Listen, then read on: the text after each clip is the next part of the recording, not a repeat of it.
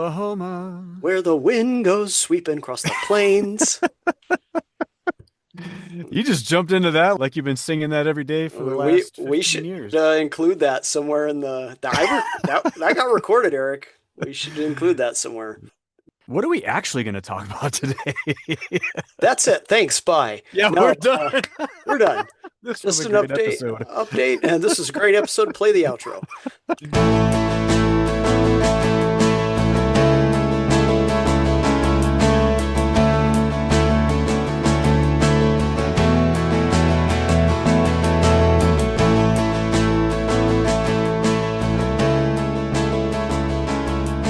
Welcome to the Greens and Blues 14er podcast. This episode, Zach gets closer to the heart of the Sawatch. I describe the latest and greatest 14er.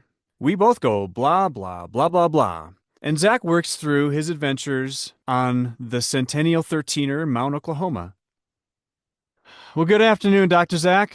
How are you doing this fine day? I am doing well, Eric. How about yourself? I'm doing good. Our family just took a trip to Moab, Utah, which we've done several times. We had a lot of fun. One thing that we got to do that was new for me, my wife Rachel surprised me with a guided side-by-side tour. A demon side by side. Oh my gosh, it sure is loud as a demon. I had no idea how many decibels those things could kick out. And now I understand why you're not a fan of those going around the Alpine Loop, because those things, they can kick out some noise, but it was fun. We got to go all around different places around the Moab area, so I enjoyed that. That was my first side-by-side experience. I'm accustomed to 4x4 cars and Wranglers and things like that, but an actual off-road vehicle was a new experience for me, so that was Did you fun. did you wear headphones and blast like Motley Crue while you were while you were driving on the slick rock trails of Moab? That's what I should have done. If I would have realized that, again, Rachel surprised us with it. If I would have known that, I probably would have brought some like Def Leppard or Rat Yeah. or something. But Rat, that'd be awesome. Yeah. uh, so so that was our fun trip in Moab. That sounds fabulous. I How are mean, you other than doing? other than side by side part of it. I'm doing well. We're full on into fall here, so that's really nice. Yep. Fall only lasts about 5 weeks in Oklahoma. So here's my 5 weeks. I've got a new position at work, and as usually happens, my new position did not come with a diminishment of my old position. So I've just been working a lot, but my kid and I are going to run a 5K next week. We're both That's cool. excited about that. Been getting in some good long bike rides. That's been really great. So overall, feeling good. It's been nice. I did want to tell our listeners we fully intend to deliver some interviews to you guys Oh yeah. in the coming weeks and months, and we have been trying with a couple different people to do so over the past few weeks, but they have work and travel schedules, and we've been working around that stuff. So if you're getting bored of us just talking, And and have trust no me, who isn't? I who mean, isn't? I get tired of myself. Have no fear.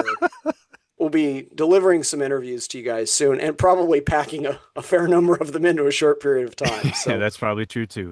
So, Eric, I noticed something in the news lately.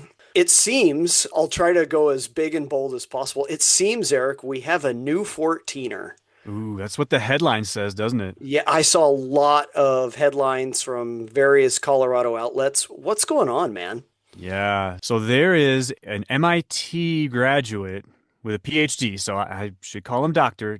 Eric Gilbertson. He's a professor at Seattle University. So he is an avid mountaineer. He's summited lots of mountains around the country and around the world. He also has apparently some level of passion for measuring summit elevations. All So right. Everybody's got their thing, I guess. yeah.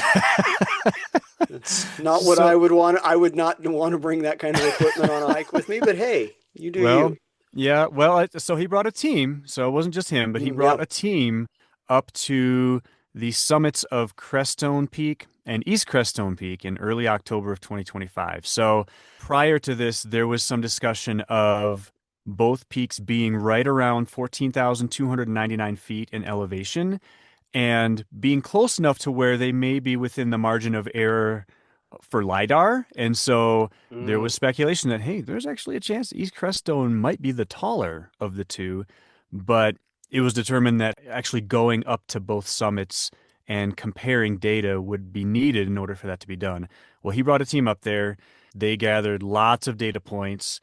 And when they came down, analyzed everything, they came to a conclusion that East Crestone is actually zero point 0.3 feet taller than Crestone Peak, which goes against the map elevations. It goes against what LiDAR said, but they came back with a 99.9% level of confidence that East Crestone's actually taller. So we're talking a little more than 3 inches About difference. 3.5 inches or so, yeah. So, as of this recording, you and I are talking right now, that data is being peer reviewed. For it to become official, the U.S. Geological Survey has to weigh in and review all of it and bless it. We're in the vicinity of a shutdown, so that might take a while. But once that actually happens, it feels pretty likely that the true summit of Crestone Peak, I'm putting that in quotation marks because that Hmm. the actual summit may change, but it sounds like it is going to change and there may be some new names coming through. It's to the point where Lists of John, which we've talked about, John Yeah. Kirk, gathers all this data. He's gathered tons of data around LiDAR. He's already made a change, the Lists of John Wow. website. So those two mountains were within a foot of each other prior, and they were properly named Crestone Peak and East Crestone. He's changed them both to Crestone Peak, but one of them is the west summit, and one of them is the east summit. He still has the west summit as the taller one on the list, but he has a note that Eric Gilbertson has gathered data using differential GPS, which is the technology he used, to say that East Crestone's actually zero point 0.3 feet taller. So Wow.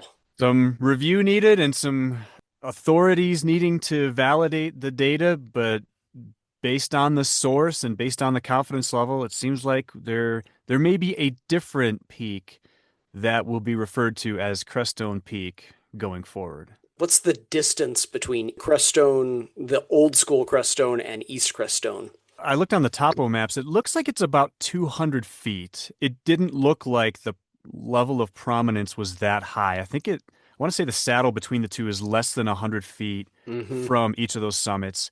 It's possible that that traverse is kind of a 2+3-ish traverse, so it might It. not just be a I saw walk some. up, I'm I guessing. saw some photos. It looked sketchy in places. So yeah. Yeah, I would imagine. But yeah, so all of that has transpired, and the .com forum and the Facebook group did not disappoint with all sorts of comments and thoughts around that. So I don't know, Zach, what are your thoughts around all of that? You know, I don't think I could have a hot take on this. That's why I asked you for the cold hard dispassionate data.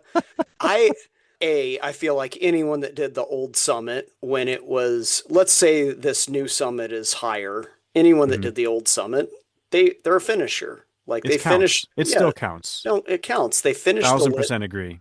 They Yep. finished the list that was definitive when it was definitive. At the Good, time. Yep. yeah, good for them. My other maybe slightly hotter take is I don't it's 3 inches. Like so one is the true summit, and now people are going to start hiking towards that summit as Of opposed to course. the old one, They'll probably. And turn right at the but saddle instead of left. Yep. yeah, like part of me is kind of like, they're both great. I don't know. I've been known to stop short of like touching the absolute high point, but if they're a few hundred feet apart, it's more than, me getting 10 feet short of the summit. Like if there's a crowd and I don't want to like go walk over there and walk across the top or, Of course. yeah, I don't think it's a huge deal. I was worried that Sunlight Spire might turn out to be a true Oh, 14er. there's been so many people wanting to do And the same thing on Sunlight Spire, and then there's going to oh be a that lot of people risking their lives to oh be finishers. And that I worry more about that one. It sounds like this one, in terms of difficulty, is not significant. If you're capable of doing Old Crestone, you can do East Crestone. seems like it. That seems to be the take that I've heard a lot. So Yeah. I think that's all good. If I had done the old one, I don't think I'd rush out to get the new one. I'd probably keep on doing what I'm doing. Yep. But I can understand some people are more list oriented than I am. So, yeah, do you have any like lukewarm takes on this, Eric, or anything? Probably lukewarm is about as warm as I would get. I read a quote from Lloyd Athern, the head of the CFI, who we talked to several months ago, and he Yeah. shared a lot of personal stories about his passion for the mountains and also his leadership for the CFI. He said, quote, "This is a new wrinkle in a very old question. Said in a different way, the truth is always going to be the truth. It's just a matter of how accurate can we get, how Yeah. close can we get to what that truth is. So whether it's LiDAR, DGPS, quadrangles, whatever it is, we're always getting just a little bit closer to what is accurate when it comes to the mountains. And I 1,000% agree with you. If someone summited Crestone Peak, dude, you're done. You're good. If you don't want Yeah. to summit East Crestone, don't. You're fine. It's like Bross and South Bross, I think, was one of the equivalents that I saw. If anyone that ever would have wanted to summit South Bross, if you summited Bross or you did the loop around, you're there. Like, don't sweat it. Yeah, I think it's fascinating. I think it's Hmm. interesting. I think it's really cool.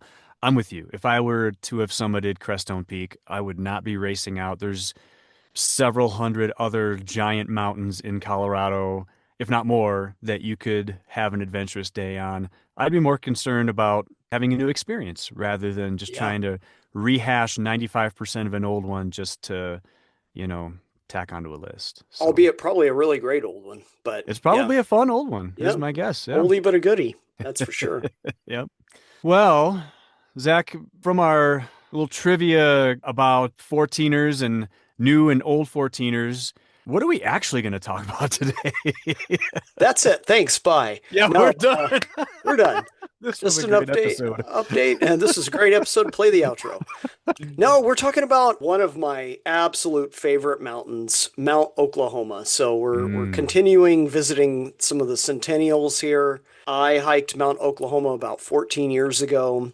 I wanted to take a trip down memory lane. It's one of my absolute favorite peaks for a variety of reasons. It's a truly interesting summit in a great wilderness area. And I also happen to live in Oklahoma, but that like is probably 40th on my list of reasons I care about the peak. I just really like the peak. So I have summited Mount Oklahoma, but Eric here has not. So I've not. we'll kind of talk about this as if I'm guiding my good friend Eric to the summit of Mount Oklahoma.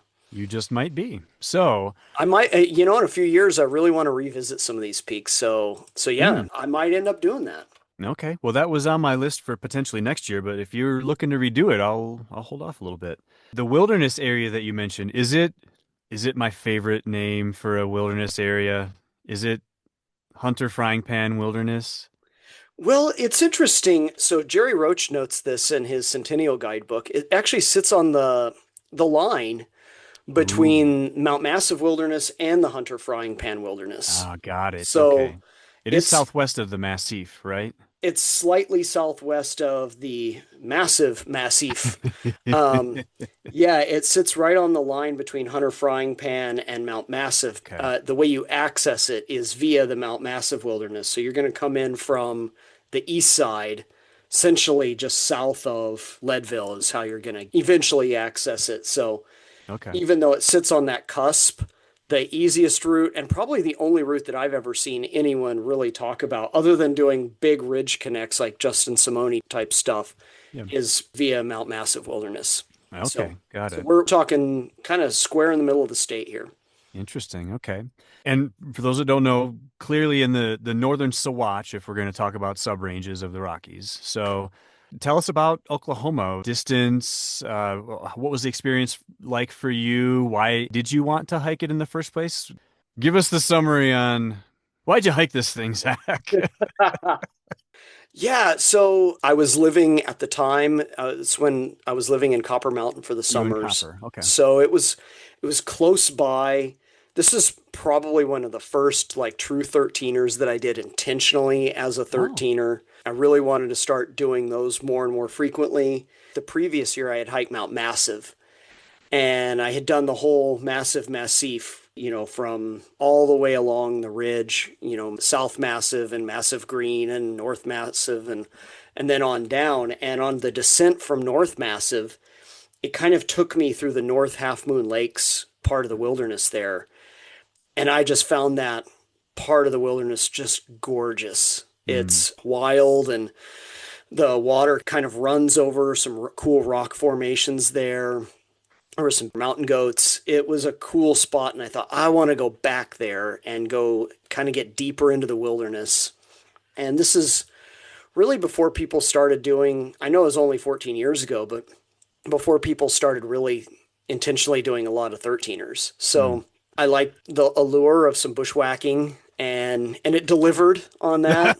Um, so I liked all that. The way you get there is just south of Leadville. You turn off onto a county road that will eventually take you to Half Moon Campground, Half Moon West, Elbert Creek Campground. It'll be the access to the north side of Mount Elbert and then the really long trailhead for Mount Massive. That's County Road 11. And then if you continue on that road, which is the Half Moon Road, I've seen it called Forest Service 110. I've also seen it called Forest Service 101. Oh. So I'm not sure which it is, but you'll know it when you know it because there's really no competitors in the area. And continue down that road for quite a ways. It's a bumpy road. When I did it, I had a Toyota Echo. Those are your Echo days. Okay. Yeah, and I took that thing quite a ways up the road. It has gotten worse in subsequent years, like a lot of Forest Service roads that are not as well maintained Hmm. as they probably should be. As a result of that, I was able to get quite a ways up that road. Now, I don't think I would take a Toyota Echo as far as I did up that road. You're able to get a little ways up there if you have a Subaru or like I do a RAV4. Hmm. You could make it probably all the way to the ultimate trailhead, which is the North Half Moon trailhead. There's an incline right near the end there, about 4/10 of a mile from the trailhead that my little Echo just couldn't make it up. It couldn't think it could anymore up up to the top. So I ended up just parking along the road there. And if people are looking for places to camp, there's tons of informal camping along that road. Okay. There's also formal campsites like I listed, Elbert Creek and Half Moon West and Half Hmm. Moon. There's all those, but then there are lots of informal sites along there as well. So that's ultimately how you access it. If you make it all the way to the end, you'll see that the road forks and you can take actually like Forest Service Road 110J, and that'll take you to like Frasco and Casco and French Oh, yeah, Peaks. yeah. You only do that if you have I mean, it's immediately apparent that you could only do that with a lifted, probably four-wheel drive with lockers Hmm. just to get up that road. But to get to the irregular road on the Subi scale, we're talking a two here. So Okay. doable, but pretty slow. There's lots of potholes. Okay. So you did it in an Echo. Do you think a RAV4 Prime with mouse holes chewed in the cabin filter would that be able to get any farther than the Echo did, you think? Oh, it certainly would. Would I be able to sleep in that car No, probably not. given the rodent infestation? Whole other question. Yeah. The last time I was up that road was probably about 6 or 7 years ago when I did French and Frasco Peaks, and I slept in my Subaru there, and I was able to take it quite a ways up.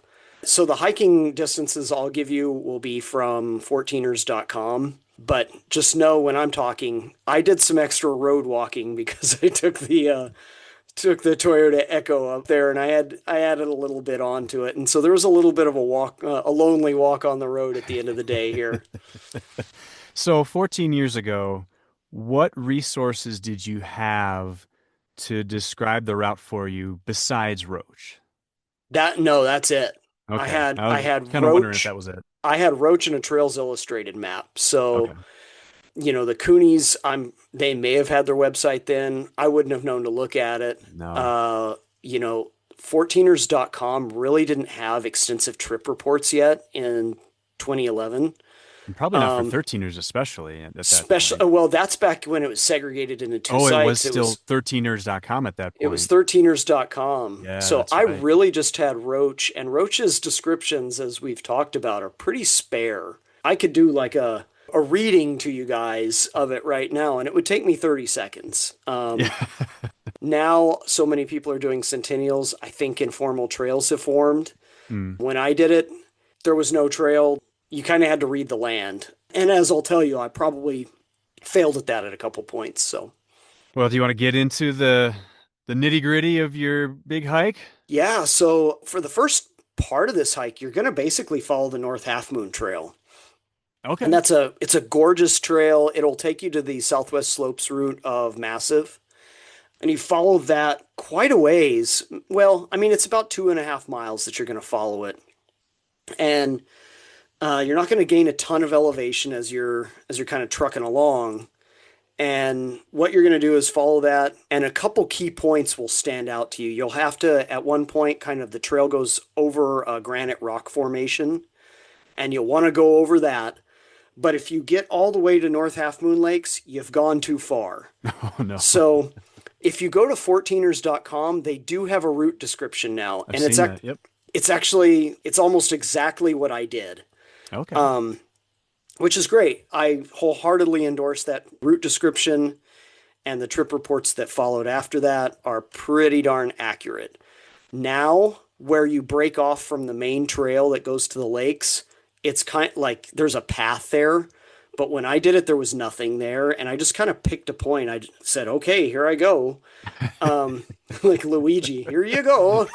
Um, I just kind of got off the trail and just started bushwhacking. I had my dog with me, so Lacey was along with me. And so as I was bushwhacking, I had to like avoid deadfall and stuff because her little Yeah. sheltie, but well, actually, she could jump most of it. But you're going to pretty quickly cross one creek as you get off trail, and then you're going to have to cross another. And as I recall, the second creek crossing was a bit of an Oregon Trail adventure. At the time, you may need to caulk your wagon and You had float to it ford the across. river. Yeah. It was a bit of a ford there. I think I got a little wet. I'm certain the dog did because I've got a wet dog photo in my photos stack for it. But you'll cross a couple streams, and keep in mind you're basically at this point you're kind of bushwhacking, and you're heading southwest. That's your kind of your directional heading is southwest. So the North Half Moon Trail goes northwest, and you're going to basically break off at a 90-degree angle from that hmm and go southwest, and you're going to try to stay below Mount Oklahoma, which you can see. You don't want to directly confront Mount Oklahoma. You want to go towards it, and then you want to skirt along its southwestern flank for a while, and eventually you'll kind of run into, I would say, a minor, it looks like a drainage. It's kind of a low spot, and that's what you want to shoot for. And as you pop out of the trees at about 11.6, 11.7, you'll kind of see that. You'll see a kind of depression comes down from Oklahoma, and it kind of is depressed, and then it goes back up. That's what you want to shoot for, is that kind of depressed feature in the landscape there. If you find that, you're good. It took me a little bit of finding to get to that. I had to kind of wander around a bit. But once you found that, you're gravy, because then you just kind of walk southwest up that depression, and then you'll basically hook a hard right, and you're just going to go straight up a classic Sawatch grass slash gravel slash scree slope that's just a ball bearing mess, and you're just going to have to suffer. Like You're that's selling this great, Zach. I can't wait to do Mount oh Oklahoma oh, with oh man. Okay, everything that you're well, selling in oh, here. well, maybe Oklahoma's just okay. Okay, Jerry Roche. Yeah, yeah, but I have neglected to mention to you. Here's the real allure of this. Jerry Roach, when describing Mount Oklahoma, says, despite being hidden behind its famous neighbor, Mount Oklahoma is okay. That used to be on the license plates of Uh, Oklahoma, by the way. just okay. Yeah, just Oklahoma is okay. Oh, okay. Which is like, hey, we're mediocre. Look at Yeah. us. Right. Yes, I should sell it a little better. The bushwhack getting back in there is unlike most bushwhacks, it's deeply pleasurable. It's really cool forest and woods. And when you pop out, you look to the south and west, and you have these amazing views of the North Half Moon Creek drainage Mm. and Deer Mountain, which is a really cool pointy mountain kind of tucked back in there. And when I was there, there were tons of wildflowers. Mm. It was really pretty. I scared off a couple elk. That was neat. That's always So, fun. Yeah. yeah, that was always fun. Really cool hike. And as you kind of make your way up that little depression, that's really easy. Up until that point, the hike is pretty easy. There's Mm. really about 3/10 of a mile of like suck built into this thing. That's where you're just going to have to go straight up the slope. As I understand it now, having looked at some trip reports, like enough people have done it, it's starting to wear a little bit. When I did it, it was just grassy slopes. It Mm. was actually pretty nice. Now it's a little bit more worn out. So when you get to the end of that depression, you'll kind of look up at the mountain, and where you want to go is pretty darn obvious. To your right is kind of cliffy, and to your left is kind of cliffy, and in the middle of that, in the Goldilocks zone, there's just a perfect spot to go up. But once you grunt your way up that thing, you kind of top out on that, and then you've got about 3/10 of a mile of just kind of nice gravel, classic kind of Sawatch hump to kind of work your way up to. So your business really gets done from about 11,800 to about 13,000 feet. That's where you're going to have to pick up about 1,000 feet there in a pretty short period of time. Okay. It's a grunt, but it's not technically anything. Once you're up there, then you're on this kind of cool flat ridge line, and then the views just open up, and that's the real deal because your views to the north are to the Hunter Frying Pan Wilderness. Hmm. It's to directly north of you is North Massive, and north and east of you is the whole Massive Massif. To the Hmm. south of you is Deer Mountain, and then Mount Champion, Lackawanna. If you look a little bit to the southeast, you've got Frasco and Casco and French and all those. You're just surrounded by a sea of peaks here. It's really cool. And it's a nice payoff because you get to kind of walk along that ridge line for quite a ways. It's about 3/10, half a mile. And then you're on a pretty broad, flat summit that's great. It's a nice place to sit down and have a rest. So all in all, I'm sorry I undersold this, Eric.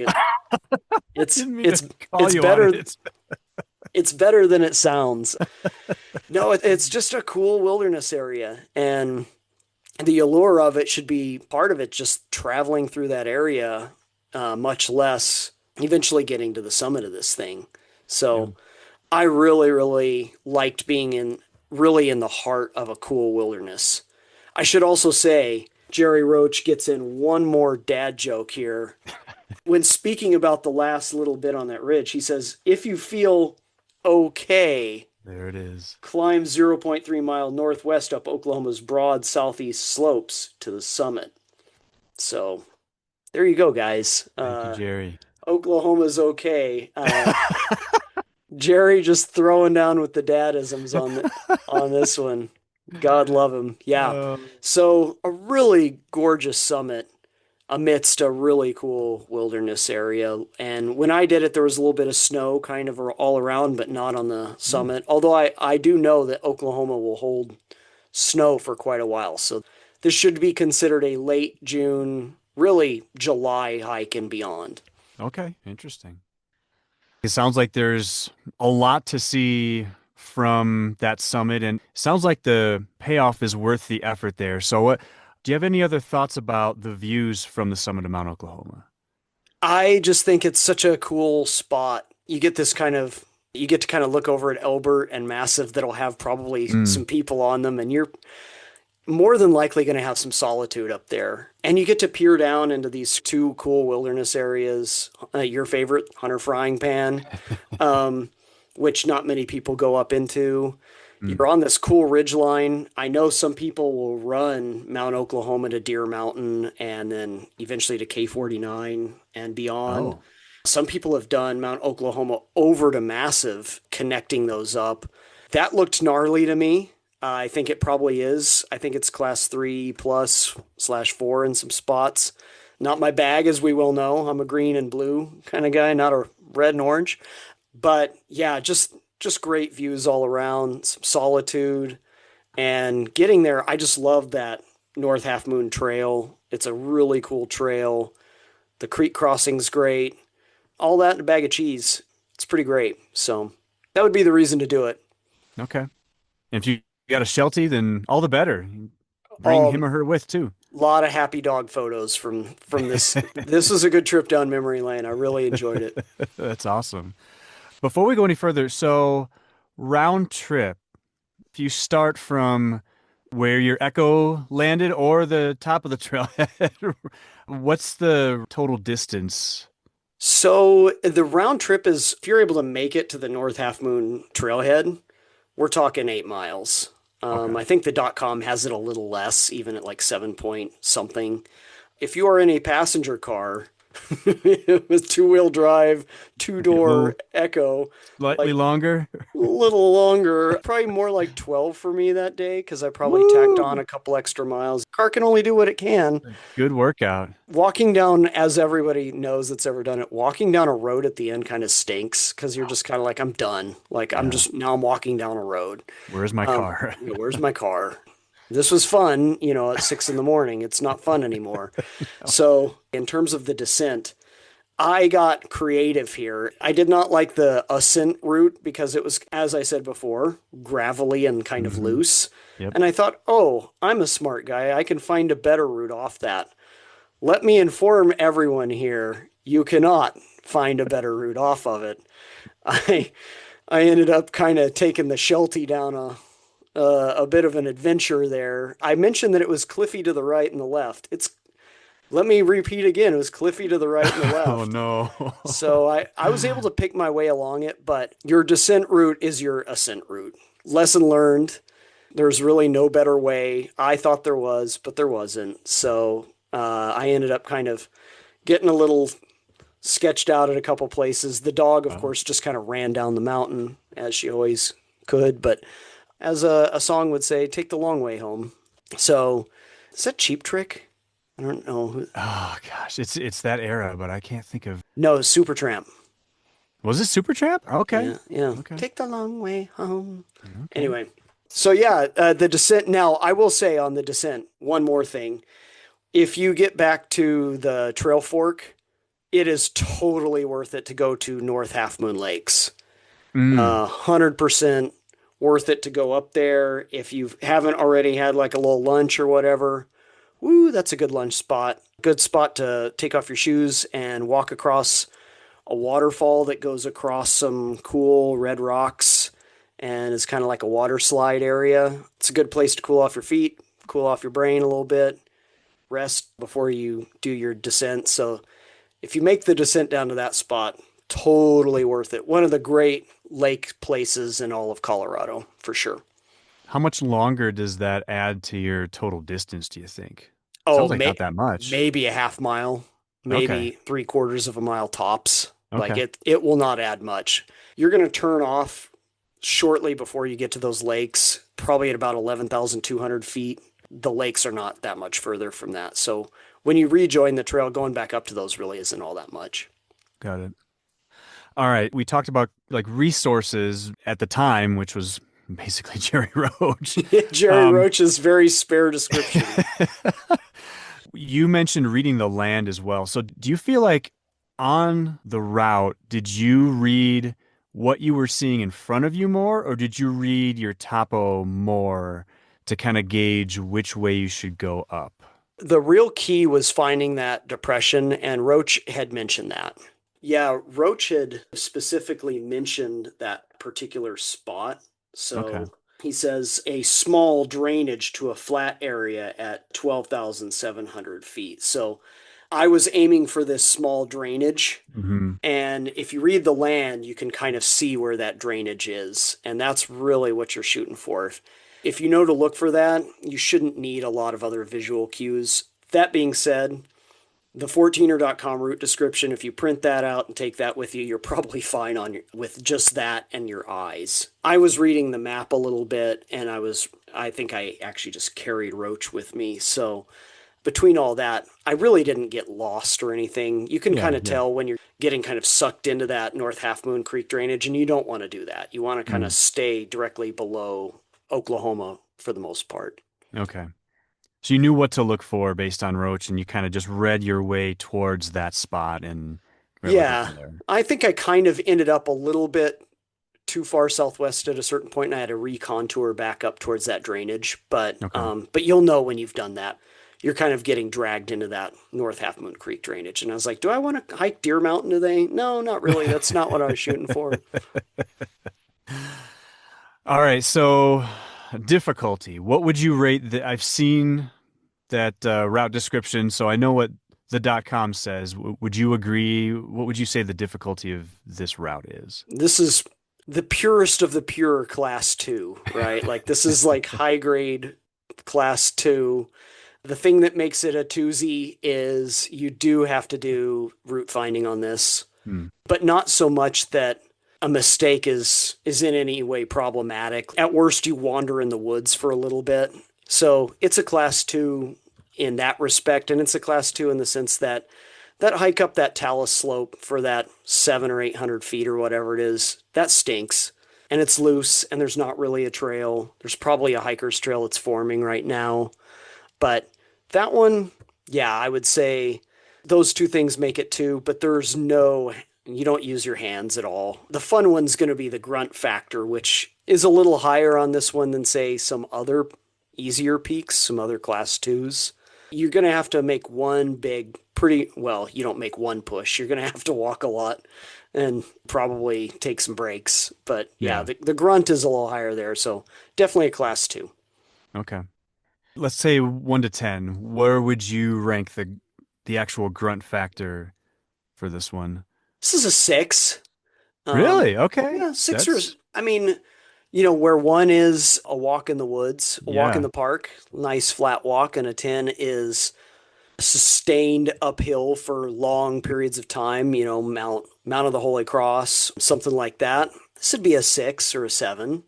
You're going to have, for the most part, pretty gradual ascent until you get to that one point, and then you're going to have to really lace up your shoes and go for it. So I'd say, Yeah. yeah, somewhere around there.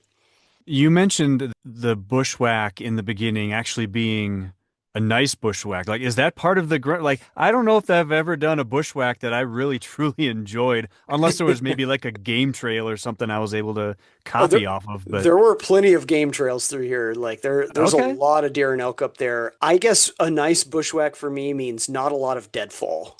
There's a lot of them where there's a ton of deadfall. This didn't have a Hmm. lot of deadfall. The challenging part will be those two stream crossings. Hmm. One of them's pretty good size. So there's that. Yeah, the bushwhacking is for people that are like newbies to like route finding in the trees. This might be a good introduction to like, you're not going to be doing it for hours on end, but you're going to have to do it. Yeah. Okay. So it's not insignificant, but also not threatening. Okay. What was for lunch the day that Oh you, I know gosh. this is a long time ago, so maybe you don't remember. Well, this would have definitely been in my fruit and salami phase that I was in for a good decade. That we all go through, Yeah. right, at some point. The better question is, what did I have for breakfast? Because that's back when I was hiking, when I lived in Copper Mountain in the summer. Every week I would bake a quiche That's with right. You talked lots of about this. Yeah. eggs and bacon and broccoli and heavy cream. Yeah. And I would eat a slice of that on the way, or maybe two slices of that on the way to the trailhead. As you were driving, you said, right? You would just pick it up and just have Yeah, one I'm hand like, on the wheel and one hand on quiche. slice of pie, baby. I had some quiche up there, and on days where it worked out well, that was fuel for the whole day. On days where it worked out poorly, Bet. you had a gut bomb full of cream and eggs. That was a good day. Okay. I was feeling great. I don't have any pictures of the food, but I can only imagine that it was probably either a plum or a nectarine, almost invariably, a fair amount of salami, and then maybe a handful of nuts. So There you go. All right. classic stuff. But There you go. yeah, definitely some quiche was fueling that journey. No green chili on the quiche? Mm, you Would that know, work? I don't know if that would work. I mean, if you're New Mexican, everything works. But Chocolate and green chili. oh, with chocolate and That red chili, yeah. that actually probably would. Yeah. Someone's probably done that. Hey, chocolate and red chili is really a thing. It's good. No green chili, more savory than spicy there, I guess. Okay. All right. That's what I was shooting for. Okay. So that was lunch. Do you remember what was dinner? Did you stop anywhere on the way back to Copper? I mean, you weren't that far from home, so you didn't I have to stop for I dinner, but didn't stop there, but I did some research for this portion. So if you go to the .com, the restaurant in Leadville that gets like the love is High Mountain Pies. I looked at their menu. I'm going to have to make a stop there this coming summer. They have a gluten-free, dairy-free option, which in pizza land is like the holy grail, right? Oh Like yeah. so rare to get that. Like gluten-free crust, you can get that. Usually it tastes like saltines, It's cardboard, yeah. cardboard. We found good versions of that, but yeah, the dairy-free cheese and the gluten-free crust. Everybody loves high mountain pies. There's a lot of like lack of a better word, bougie restaurants in Leadville these days. Back in the day, before I was gluten free, I would just get a Subway sandwich there a lot. No, I have not eaten there, but I want to go to High Mountain Pies. I want to be one of those guys that'll be like, yeah, bro, I summited Oklahoma today, and then I did Deer Mountain, and then I hit High Mountain Pies. And then I ran to the massive Massif, and then I Then, had a gluten-free then, pizza. then after lunch, I just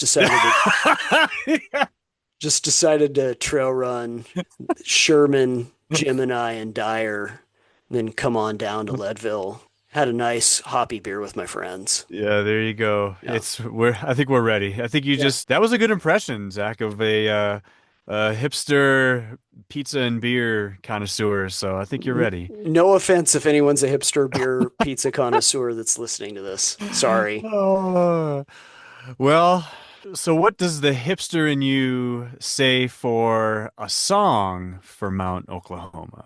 I spent some time deliberating on this. I think you might like this one, Eric, because so much of what this hike evokes for me is you're kind of in the heart of the wilderness. It feels wild, that Hunter Frying Pan area. It's really kind of the heart of the Hmm. Sawatch. So I really wanted to go to U2's Deep in the Heart. But then I thought, I do too much U2 already. So I went to the next best thing, which is Russia's Closer to the Heart with, Oh, wow. yeah, create a new reality closer to the heart. That's I awesome. don't know if you want me to do Getty Lee here, but Dude, you closer could to the heart. there it is. Yeah, there it If you is. can do Dusty Rhodes, you can do Geddy Lee. Yeah, I felt like this is really kind of in the heart of things. And that song's obviously about like people that kind of find their way closer to their creative impulse and Hmm. find their way closer to something real in life. And 2011 was a particularly good year of my life. And so I've always treasured this hike. In fact, I want some of my ashes spread near Mount Oklahoma. Oh, wow. God help the people that have to spread my ashes. They're going to have to hike back in a ways. But yeah, I really think that this peak is kind of closer to the heart of things. I really love that North Half Moon drainage area. That's a great spot. And I thought that closer to the heart probably got me. It's not quite deep in the heart, but it's closer to the heart. That's pretty awesome. I didn't realize that you were a Rush fan. I'm not like, there are people that are like, that have math degrees and love Rush, and they're like, man, the math in it's so good, bro. No, I like some of their stuff. Yeah, Moving Pictures, great album. A That's lot a of good songs on Moving Pictures, yeah. yeah, that's a great album. Signals is a great album. Yeah, I think they're 2112. Woo, that's a trip. That's a little too mathy for me Is that the in my head. spacey one, like the Yeah, space science fiction-y? Well, Neil Peart had a lot of science fiction kind of lyrics, but yeah, and he was like into Ayn Rand and all kinds of stuff. Like he oh yeah. was he was a pretty funky cat. If Yeah, you yeah. if anyone listener wants to see the weirdest thing ever, go watch Who their doesn't? right, go watch their acceptance speech to being inducted into the Rock and Roll Hall of Fame. And Geddy Lee gives a cool speech, Neil Peart gives a cool speech, and then Alex Lifeson steps up and just says blah blah blah blah blah blah blah blah blah blah blah blah blah for like 2 minutes. Really? Oh my It, God. Okay, I'm looking this up because I would not have imagined Alex Lifeson dude to wrote it like that. down and just delivered it like that, and I think he thought that would be hilarious, but Really? So he just literally wrote down his speech, read it verbatim, and didn't really have much like emotion behind it, or he just said blah blah blah blah blah blah blah. Like I'm quoting him. Blah blah blah blah blah blah blah blah blah blah blah blah blah.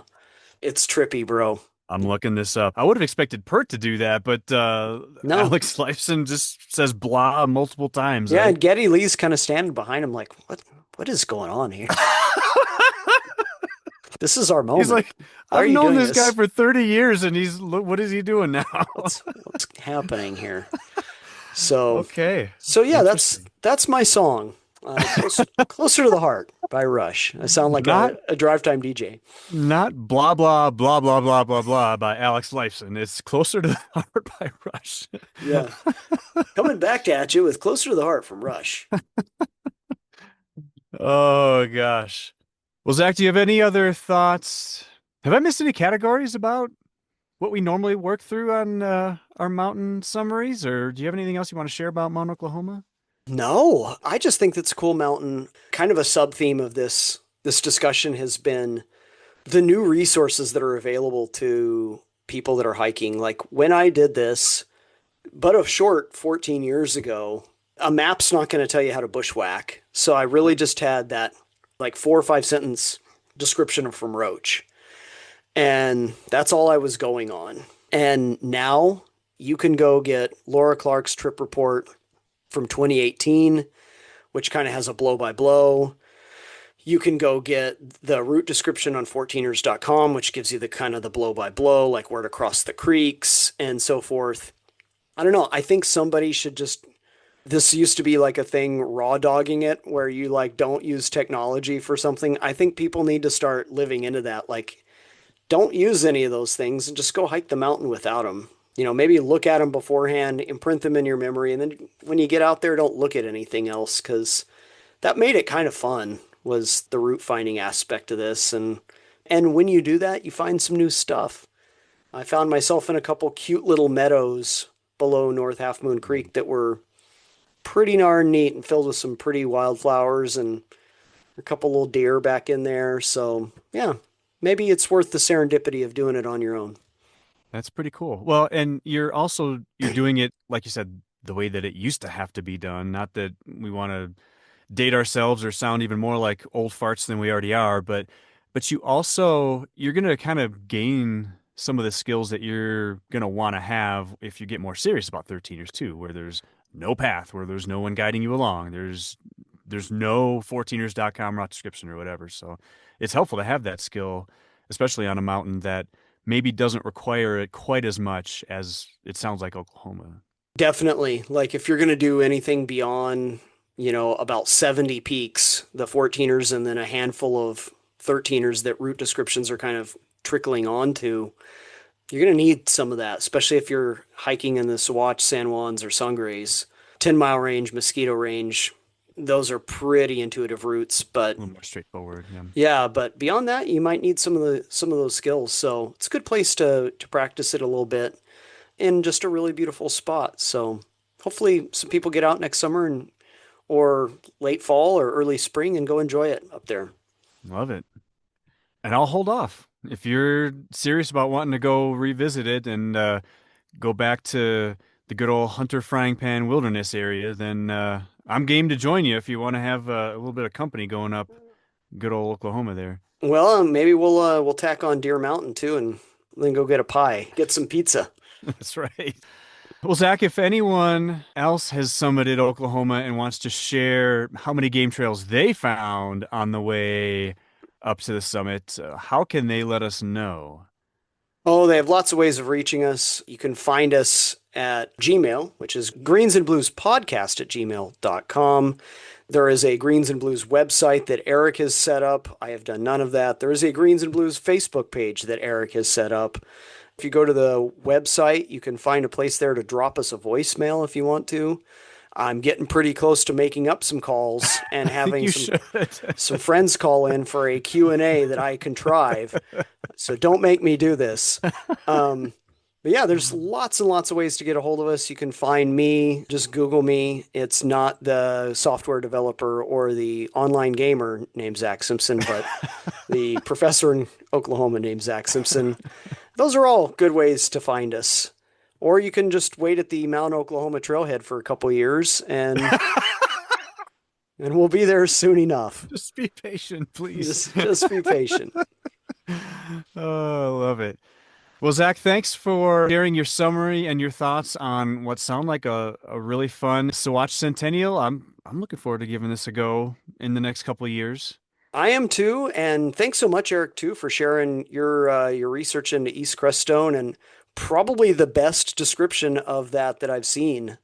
so far. So Even the blind really, squirrel finds a nose. this is your day, Eric. Well, thanks to everybody for listening, and we'll catch you again soon.